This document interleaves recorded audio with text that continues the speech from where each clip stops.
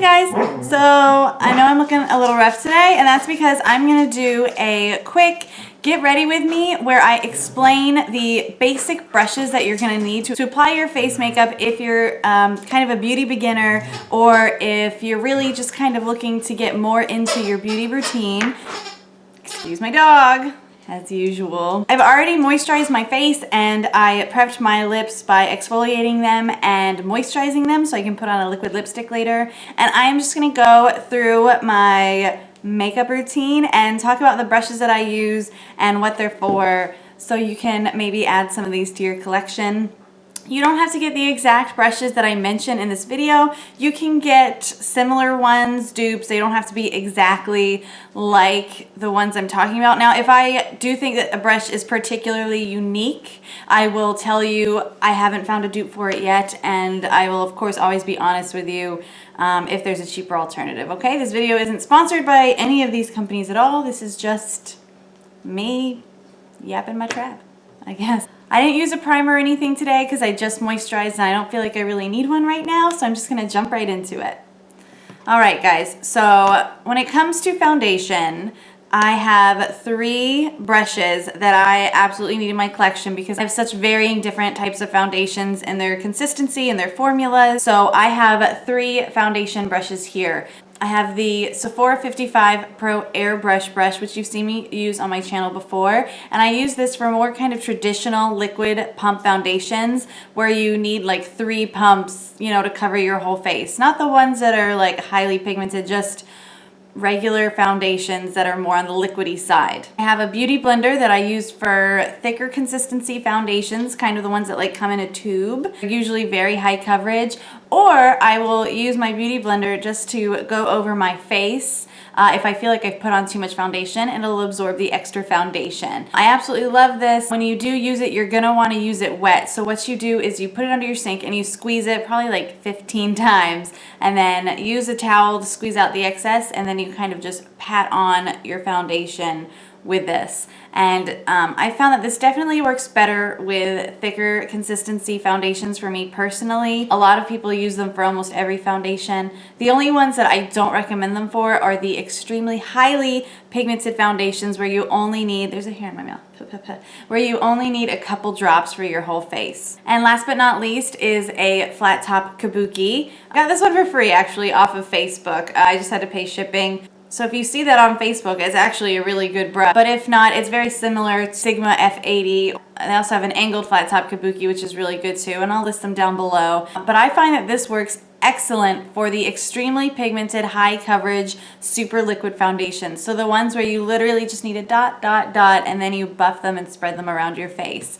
This I have found works best for me. You can probably also use a brush like this one, kind of like a looser one, like the Pro Airbrush, but I find that the flat top Kabuki works best. Personally, I think that this is probably the most versatile foundation brush that I own because I can probably use it with any of my foundations because it's so dense, it doesn't soak up a lot of product, and it really spreads it around nicely.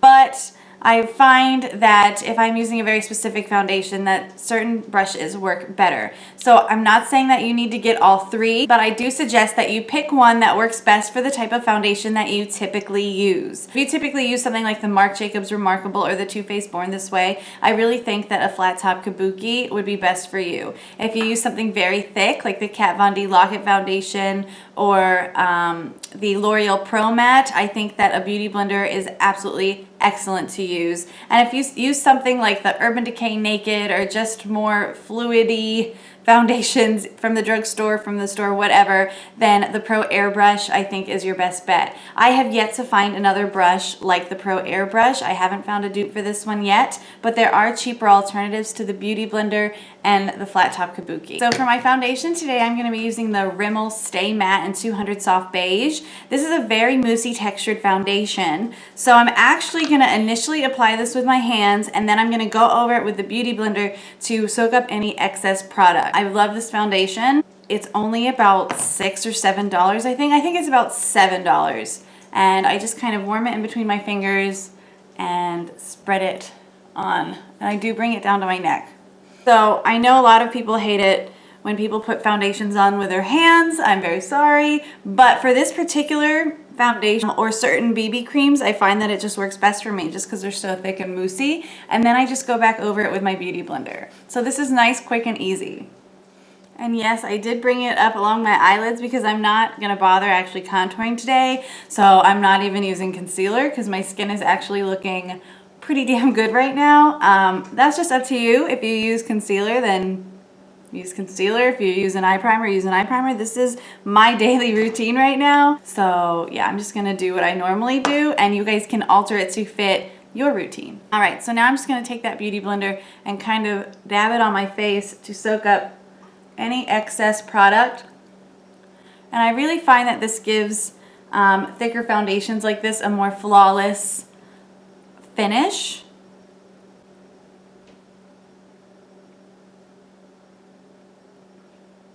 Because I do not want to be cake face. The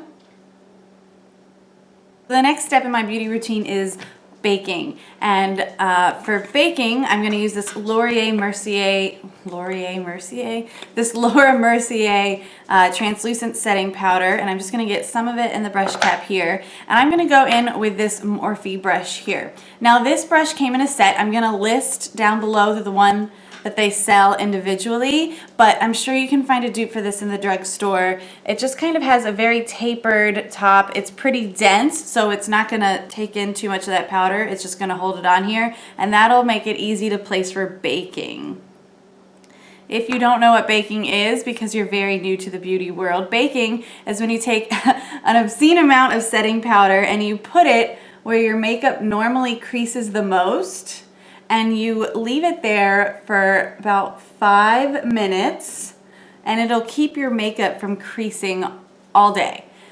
So I usually put it under my eyes, and I put it in my laugh lines because even though I'm only 26, I smile an obscene amount because I'm a very happy person, and I find that my makeup creases there all the time.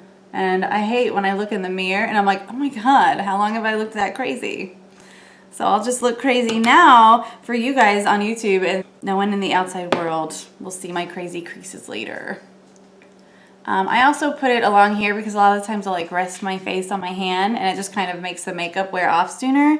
I'm just gonna bake that area. And now we just kind of wait 5 minutes, and then we kind of rub it off, and we're gonna powder the rest of our face. So it's been about 5 minutes, and now we're just going to take off the setting powder onto our brush like this and just kind of spread that around.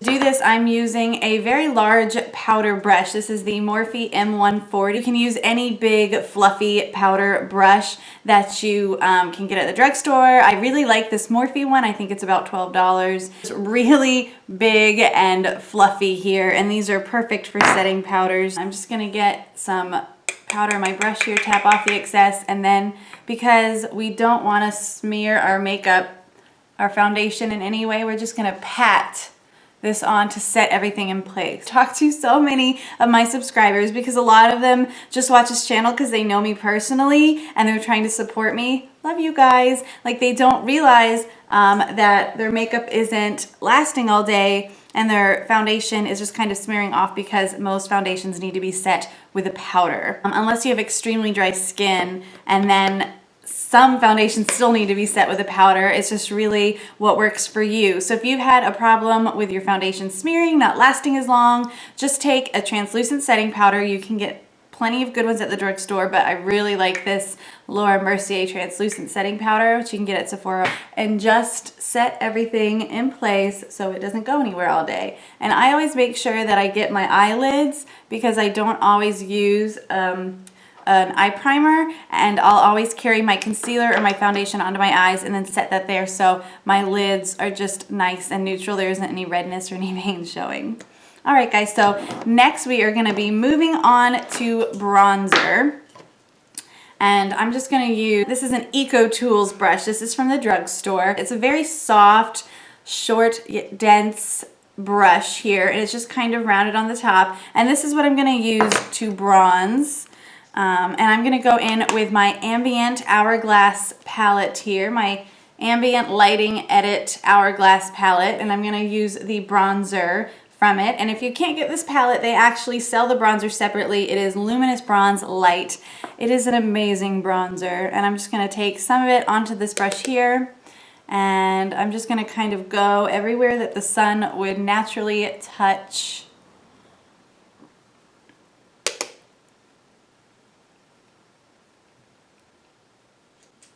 And I am not contouring today like I mentioned earlier.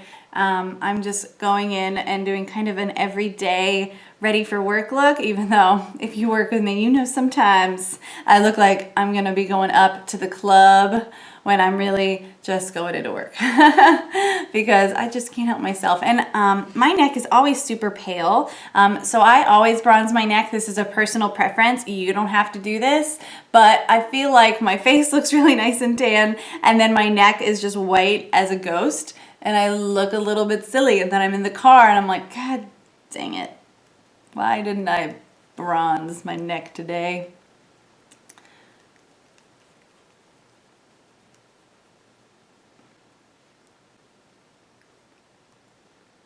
Actually, now that I've bronzed, I'm going to move on to blush.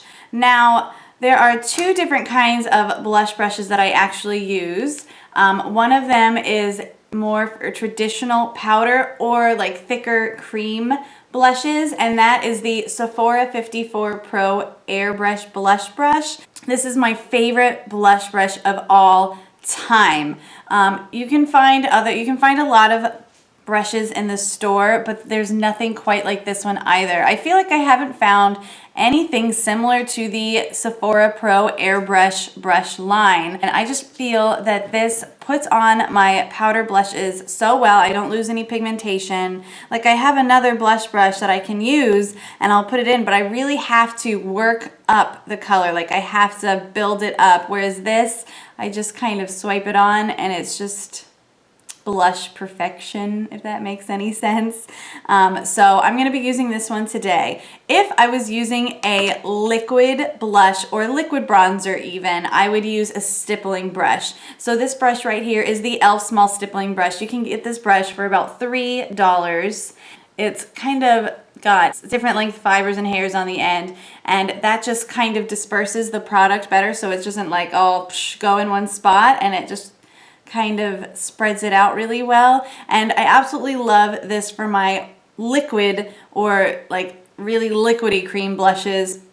But today I'm going to be using the Sephora 54 Pro Airbrush Blush Brush. I feel like this is the more versatile of the two. I use this a lot more often than my small stippling brush.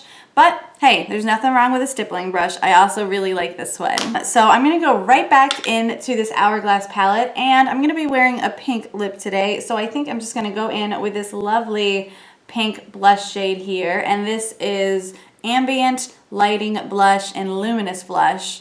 And I'm just gonna tap off the excess and smile, and I'm gonna put it right here on my cheeks.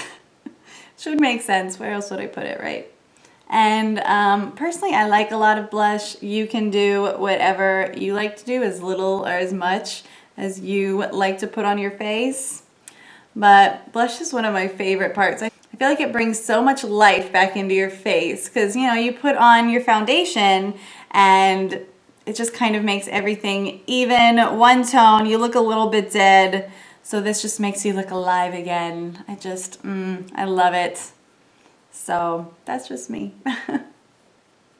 Okay, so now that we got the blush on our cheeks, I'm gonna move on to highlighting. Today I'm gonna do kind of like a very shimmery highlight. There's more than, you know, you can also do a matte highlight, if that makes any sense, where you would just take a powder like that's yellow or white and go under your eyes, along the bridge of your nose, your forehead, and down here. I'm just going to do a shimmery highlight on my cheekbones, the tip of my nose, my Cupid's bow, just because that's what I do every day, and this is my everyday routine. So I'm going to get right into that, and I'm going to be using my favorite highlighting brush of all time. This is the Morphe M501 brush. I actually heard about this from several YouTubers. Jaclyn Hill says this is her favorite highlighting brush. Nikki Tutorials loves it. I just haven't found a brush that does as good of a job when it comes to highlighting. So because it's so fluffy, it just kind of picks up like no other. So I'm just gonna mix Champagne Pop and Becca's Pearl together. Oh, I'm sorry, can you see that? And get those on my brush here. It's nice and fluffy. It just picks up the right amount of product, and it just, it's so beautiful. I'm in love. And I love a lot of highlight. If you watch my videos, you know this, and I just want to be seen from outer space. It's gorgeous. Some people don't like a lot of highlight, but hey, do what you like to do.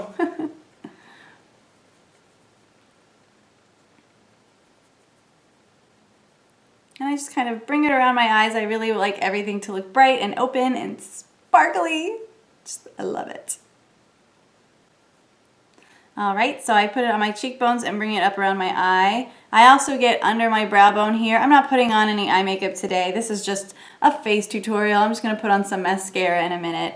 And then I do the tip of my nose.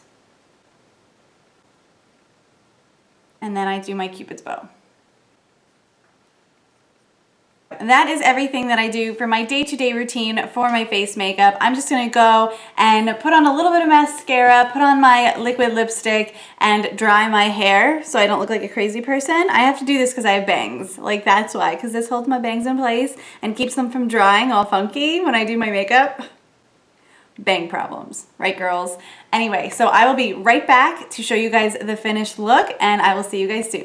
Hang on. Okay guys, so this is the finished look. I really hope that a lot of the beginners out there found this video helpful, and I hope if you are not a beauty beginner that you did not find this video too boring. Please check me out on Facebook and Instagram, just BeautyObsessedRN. Give this video a thumbs up if you did enjoy it, if you found it helpful. Comment me below with anything that you guys would like to see in my future videos, and if you like this video or if you didn't like this video, and definitely subscribe to my channel for more videos each week. I look forward to hearing from you guys. Bye!